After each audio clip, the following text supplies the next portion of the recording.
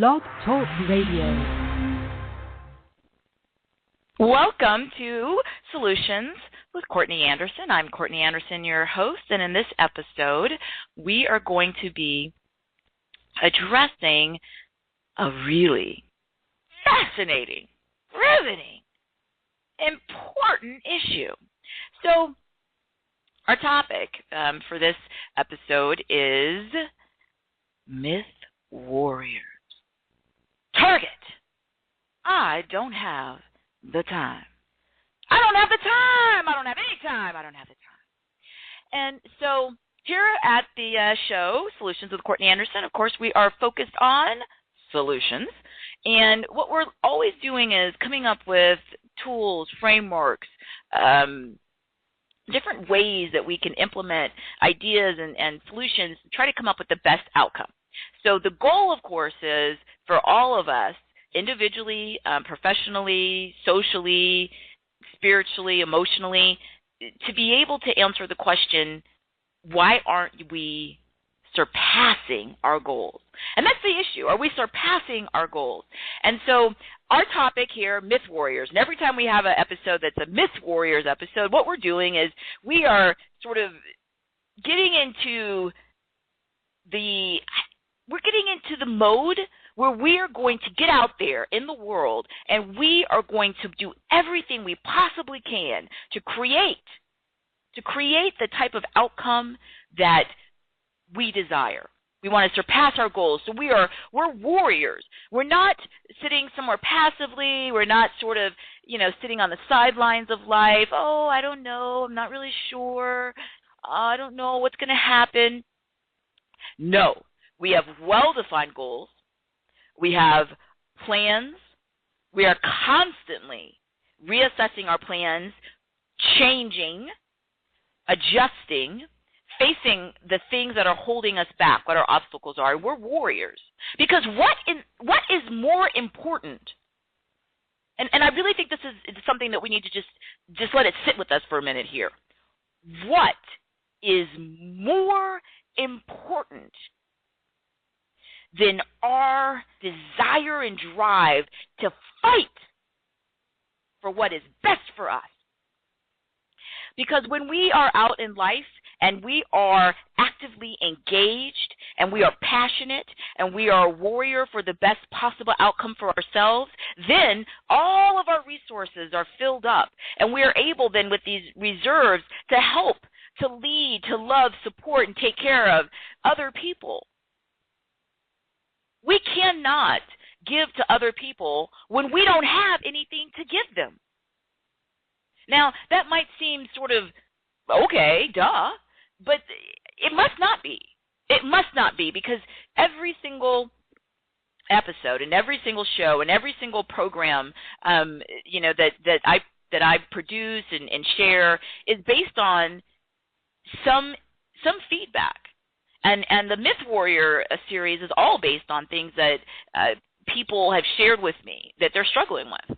And so it might seem that it's obvious, but there's something that is present in people's lives that is taking a toll on their ability to surpass their goals. So Myth Warriors are people who are engaged. We understand that there are myths, there are lies or half-truths or fabrications that are present in the world, and they are going to get out there, and they're not going to just sort of sit and wait for something to happen. They are going to be a warrior. They're going to arm themselves with knowledge and critical thinking skills. They're going to arm themselves with the ability to understand that change is inevitable, and they're going to go out and try to do the best they can to come up with solid information so they can make good choices. So we're in our Myth Warrior series, and of course the target that we're fighting against, that we're attacking today as warriors, the myth is, I don't have the time. I just don't have the time. And so what exactly am I referring to? Again, our shows and topics and so many of the things that we work on are things that over the years have been brought to my attention or shared with me or that I've personally experienced. And so the concept here is someone will say, I really wish that, my health was, was a little bit better, and, I really wish that, I was in shape, that I had better physical condition and that I ate better. But, I just don't have the time. I don't have the time to go to the gym. I don't have the time to go to the store and buy these healthy foods. I don't have the time to cook. I don't have the time to prepare these foods. I don't have the time to do all these things. I don't have the time. I would do these things. I really would, but I just don't have the time.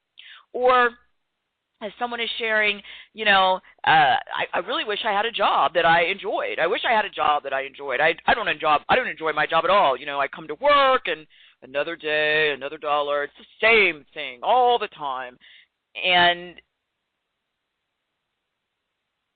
they continue. And they say, but I just don't have the time. I don't have the time to look for another job. I don't have the time to go and work on a resume. I don't have the time to try to find other job listings. I don't have the time to interview. I don't have the time to sort of figure out what skills I would need. I don't have the time. And so here we are. There's this concept, right? I don't have the time. I don't have the time. I don't have the time. I can't go to the gym. I can't buy healthy food. I don't have the time to try to figure out how to get another job. I don't have the time to go to, look at my company that I work for and see if there's another department or area that I'd like to work in. I don't have the time. I just don't have the time. Okay. Like everything else in life, perception is reality. So if someone ardently believes and is beholden to the concept that they literally just do not have the time. There are only 24 hours in each day. Then, okay, you're right. You are 100% absolutely correct, and you're right, and you win. You don't have the time. So if you want to be aware of an issue, maybe your health, maybe your physical conditioning, maybe your financial situation from your work, maybe the fact that you hate your job. If you're aware of it, okay, and you absolutely believe that there just literally is not the time, and all that you can find the time to do, the only thing that you can barely even carve out, to do to address it is to complain. I mean, you do have a little bit of time for that because obviously it's been, articulated. But beyond that, if you don't want to do anything to change it, then you're right. You win. There's nothing else for you to do as a myth warrior because for you, the myth is accurate. You believe, and you have the right to believe, that you don't have the time, then okay, you don't have the time. And so for that individual who's in that position, then certainly there's nothing else I can offer in this episode or anything else as a resource, because if that's what you believe, then that's true. If that's, perception is reality. So if that's your reality, then okay, that's fine. I would ask one thing, though. One of the ways that a lot of the Myth Warrior series topics come to me is that I'm working with someone. So, it might be a client. It could be, in some cases, even a former student who's reaching out to me for some professional or mentoring advice. Sometimes even it's social. It could be, someone that I've met new, and I'm trying to, start a new social activity with them and see if we're going to hang out, and they start complaining. So the core consistency here is that someone articulates that there's something that they don't like, right? Their income, their job, their diet, where they live, whatever. They've articulated it. Because if you don't articulate it, nobody else knows. Like, no one else would know that you don't like this thing because we're not you. So you have to tell strangers and people you care about that you have to articulate it and let us know that you don't like it, right? And then when you do that, what tends to happen for a lot of people, and I know this is something, I'm a work in progress. This is something I struggle with personally. If someone articulates a problem or a challenge or an obstacle, then immediately, the first thing I'm going to do is, and it's the name of this show, and it's, it's what I do. It's what I do as a lawyer. It's what I do as a consultant. It's what I do as a corporate trainer. It's what I do, I hate to say this as a friend. If there's a problem, I want to fix it. I want to talk about solutions. So I don't myself want to fix it. Like, I'm not going to go myself and, go to the grocery store and get someone different food, or I'm not myself going to go interview for them to try to get them another job. What I mean is I want to get us on the path to making the thing that causes them pain to go away. There's something that's causing discomfort, displeasure, pain, and I want that thing to go away or be diminished because I'm talking to the person. So they either are someone in my professional life or in my personal life that I'm there and I want to help. And what I would like to do in my personal life and in my professional life is be of service. So the one thing I would ask for people who make the argument and are absolutely wedded to the belief that they don't have the time is then I would ask you to sit with whatever it is that you articulate and express to other people that causes you displeasure and accept it. So let's say somebody works somewhere. And they work at this location and they hate it. They just hate the commute. Like the work is, whatever. They're agnostic about the work. So they don't really complain, but they don't really, brag or get excited. They just, whatever, it's there. The thing that they hate is, so every time somebody talks to them, they just say, oh, that commute again. Woo! Oh, I spend more of my life just trying to get there. And then there's an accident or something happens. It's just forever. And all these hours are wasted in my life. Okay. So again, first thing is nobody knows what causes someone discomfort or pain unless you articulate it. So if someone articulates it's the commute, okay, cool, fine. It's the commute. What do I know? If that's what you tell me, right, then I accept that. I'm not going to debate it. So what I want to do is solve it and come up with some solutions for you. But if you don't want to do that because you say you don't have the time, then I'm going to ask you to sit with this and really do some deep internal dialogue. And internal dialogue sometimes it can take the form of meditation. Internal dialogue can take the form of an affirmation where you intentionally are saying things to yourself. Meditation typically is you're not intentionally thinking or saying anything. You're just being receptive. Sometimes you may have a chant or a soothing noise that you use to sort of center yourself, or maybe even breathing, but you're not intentionally implanting or working through a thought. Where an affirmation, you have a specific idea you're thinking, but you just need to go inside your own head. And if you don't want other people to, quote, bother you with these ridiculous ideas about, trying to work at a different location, about seeing if you can get the ability to work from home, about seeing if you need to get a different job. If you don't want anybody to bother you with these things, because your retort is always going to be, I don't have the time! I don't have the time! You need to go sit in your head, in whatever form that may be, whatever works for you. And, of course, some people in conjunction, I would ask always that you sit with yourself, because that's the core of this. And then some people have a system where they'll also, as part of that process, then have a spiritual or religious focus that they'll bring in so that they can make the right decisions to their process. But everyone still needs to have the internal part, like just you and yourself. And then you may or may not, depending on your framework, add in a spiritual, religious perspective. But you cannot skip over the part where you sit with yourself. So you're complaining about the commute. The commute is horrible. The commute sucks. You're wasting all this time. You can't believe it. Your life is just stuck on this commute. Okay. And you don't want anybody to bother you with these stupid ideas about, telecommuting or getting a different area or department to work for, or asking your supervisor if there's anything that can be done to come in at a different start time or flex time. You don't want any of those suggestions, right? You don't want anybody being nosy or telling you these things because they're just stupid. And all you're going to do is say to them, hey, I don't have the time. Right? Because you don't have the time to go to your supervisor and ask for some stupid question about, can you change your start time or end time? Can you work from home? These are stupid, dumb things, right? You don't have the time. You don't have the time to go look for another job or you don't even have the time to begin to even know what you would want to do, right? You'd have to, get a resume or something and some sort of, find a job. Where do you do that? Who knows? I don't know. You don't have the time. Okay. Then let's just stop the cycle because it's destructive. You don't have the time. You've said that. We get it. All I'm asking you to do is to go back in your process and to sit with yourself in whatever mode that takes, and literally sit with yourself, okay? And if you are accepting of the fact that you have this commute, then that means that you're not going to go and express that to the world, right?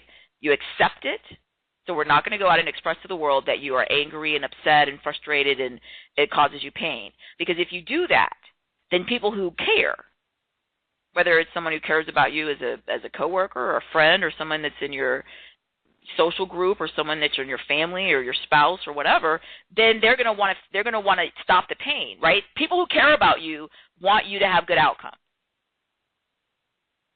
Let's sit with that for a second. People who care about you want desperately for you to have good outcomes. Desperately.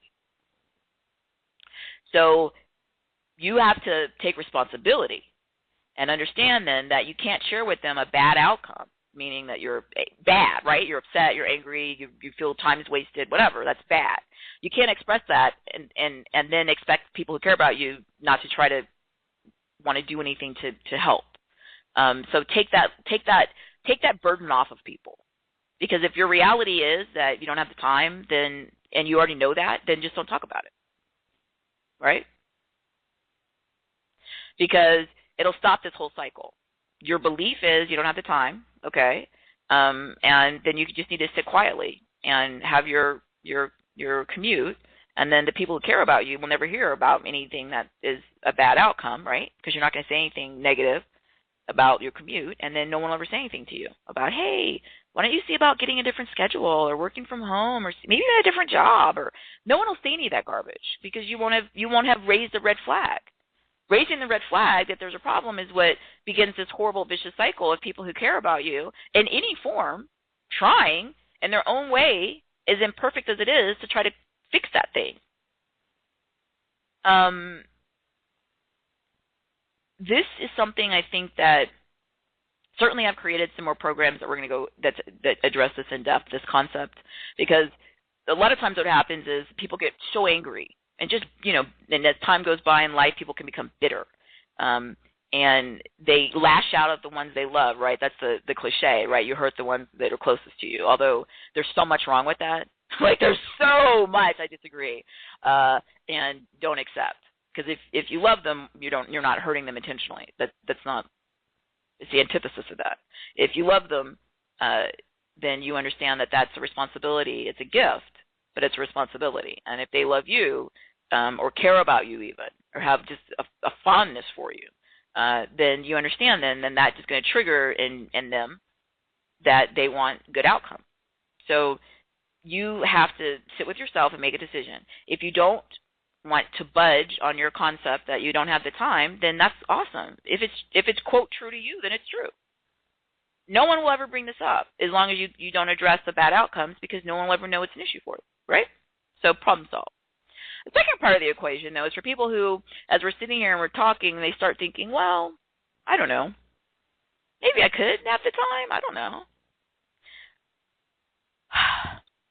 And there have been so many versions of the discussion I don't have the time that have just confounded me. A lot of them have to do with something like skills or school. So let's say I'm talking to some young people, and I relatively frequently, give speeches to young people, and they could be really young and not even finished high school yet, or more commonly I'll speak to students in college.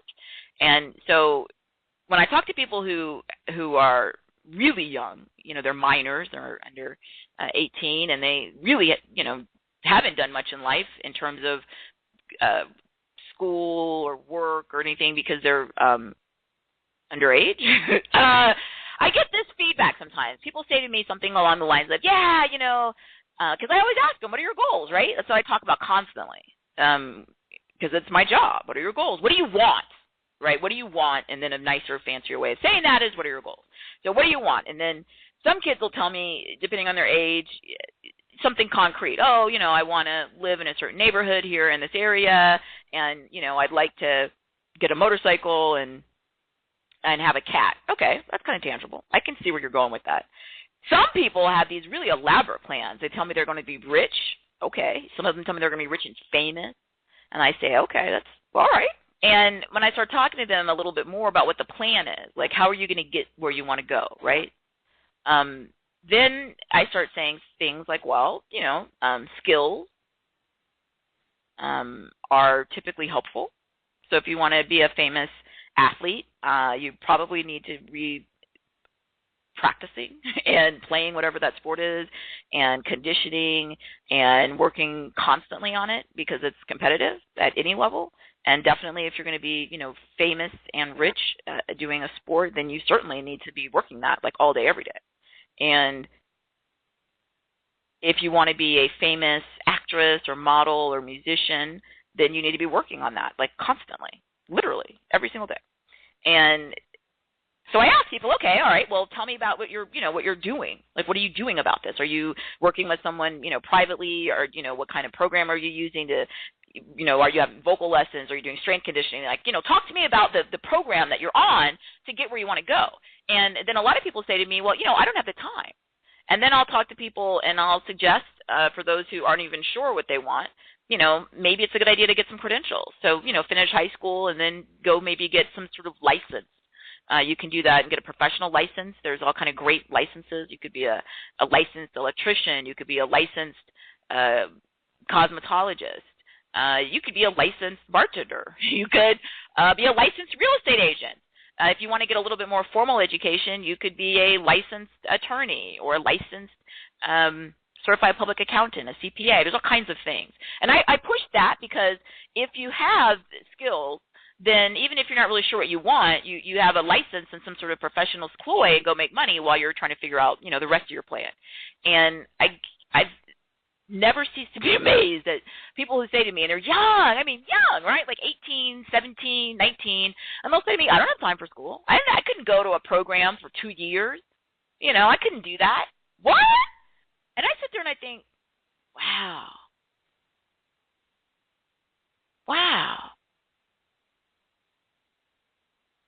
Okay. The clock's ticking for all of us, and it's, to the best of our knowledge, it's the same clock, right? So you and I and everyone here on this episode and everyone, to the best of our knowledge, on the planet, we're on literally the same clock. It's not the exact hour that's the same, but we're at the same second hand, right? The only thing that's different is depending on where we are in the globe, the specific, hour, time zone we're in. But the clock's ticking. Seconds after seconds are going by. So here's the thing I don't get. The time's going to go by. Like, let's say someone says, I don't have, 2 years to go to some school or some, trade school or anything. I'm too busy. My argument would be the same 2 years are going to go by, whether you go to the school or you don't go. And if you don't do anything in those 2 years, and at the end of the 2 years you have nothing, right? You have no further skills, you have no further education, you're just sort of in the same place you were, then the time went by, and what did you get out of it? What outcome do you have? And this is, anecdotes are, almost useless, but sometimes they're helpful, I think, in sort of bringing context into a story or explaining a point of view. So I, finished high school, and I was 17 years old, and I went out into the world. So yay, me. So a few years passed by, and I get an invitation to the high school reunion.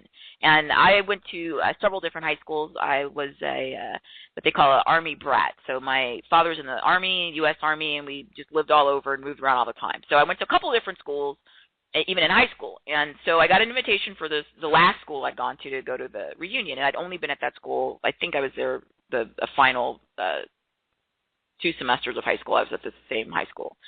So I didn't really know that many people, but that's irrelevant. So I get the invitation, and I think, you know what, I'm going to go to this reunion thing. I really don't know that many people that went to the school because I was only there a little bit, but you know what, who cares? It'll be a chance to dress up, and I can put on makeup, and, I know a few people, and, let me just see what's going on with people. So I did that, right? Like I put on a nice outfit, and I, showed up on time and all that good stuff. And one of the things that I found to be like just amazing, there were a couple of people I talked to. There's one girl that when I met her in school, years before, she'd been working like in a fast food restaurant, like a drive-through window fast food restaurant. And the weird thing I thought was when I talked to her years later, like she's still at that exact same restaurant, like doing the same thing she was doing then, which is it was amazing to me. And it was amazing because in the same time frame, by the time I got to this reunion, I had already gone, to school, quite a bit, and I was already a lawyer and had my own law firm. So when she's telling me she's still working that same fast food job, I was really shocked, kind of. Like, all this time went by, and nothing's wrong with that if that's what makes her happy, right? But just like we talked about the person who complains about the commute, she was not happy. Like, she was complaining about, her job, and she was complaining about she didn't have any money, and she was complaining about all these, problems and stresses in her life. And I just was really surprised that literally she had made not a geographic change. There hadn't been anything that literally was like she was in a time capsule. And she just had stayed in that same place, done the same exact thing. And I just was shocked because, to me, like, so much time had gone by, right? Like, I just thought, how's that possible? I mean, in the intervening time, I'd worked fast food too. I mean, I'd worked at the pizza delivery place. I'd been a waitress. I worked at the mall. I worked a lot of jobs, putting myself through school and supporting myself. And I was just astounded that it seemed to me like all these experiences had happened, right? Like all this stuff had transpired, and it was like this huge time frame had gone by. And then I'm listening to her, and it's like nothing had changed, literally nothing. And it sort of underscores my point. Look, that we all have the same exact time. What we do with it, and again, this people get so mad. We'll do a whole other episode on this, right? What we do with the time, that's the thing that determines everything, right? So you have the time for what you want to have the time for. And I'm going to say it again. You have the time for what you want to have the time for. If you truly are aware that you do have time, then you have to accept the fact that the argument that you make when you tell somebody, I don't have the time, is just an excuse. It's a myth. And it's a way of avoiding the true underpinning issues. Are you fearful of doing the things that you want to do? Do you not think that you can do them? That you think you don't have the capability? Do you lack the self-esteem or confidence? Do you feel like that you're just maybe have not the emotional maturity to try to do these things? I mean, there are real issues that are obstacles to why the things that you want in your life, the outcomes that and the goals that you would like haven't come to fruition. Those we can deal with. Those we can come up with a plan, and we can work through it, and we can create the outcome you want. And I'm here, and I'm dedicated and devoted and enthusiastic and ready to do everything that I can and that our community can. But you'd have to take ownership of the reality that that's just a lie you told yourself. You do have the time. Now, do you have the will? Do you have the energy? Do you have the belief in yourself? Now, those are different questions. But you do have the time. So as we wrap up, I really want to thank everyone. This was a powerful episode. We've got some other supporting resources. Come to our community forum, CourtneyAnderson.com. I really encourage you to, since you put that energy into investing this much time and thinking about these things, pick up the ball and run with it. It doesn't cost you anything but time to think about what you want, and to think about your outcomes, and to think about what's the best thing for you. And then that'll help you take care of the people you care about. So thank you for joining me here on Solutions with Courtney Anderson.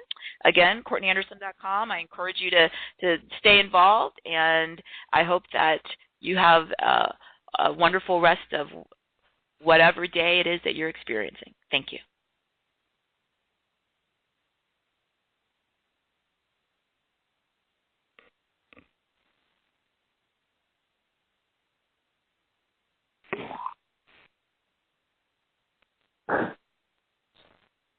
Congratulations on your new Chevy.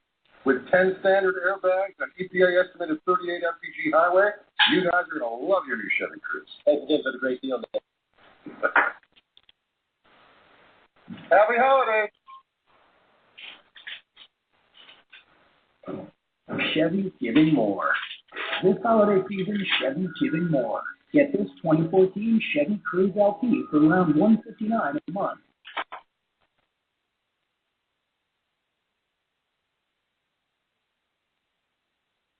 Get hungry, mate, for new butcher cuts from Outback. Hurry in. We're grilling up our special bone-in New York strip, bone-in ribeye, and pork porterhouse, all with your choice of two sides, starting at just $14.99. Butcher cuts for a limited time at Outback.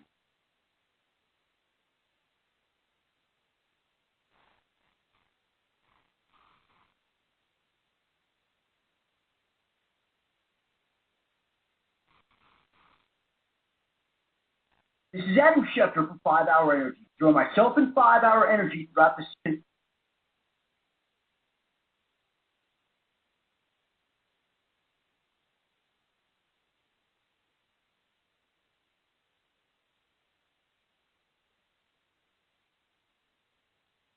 Get hungry, mate, for new butcher cuts from Outback. Hurry in. We're grilling up our special bone-in New York strip, bone-in ribeye, and pork porterhouse, all with your choice of two sides, starting at just $14.99. Butcher cuts for a limited time at Outback.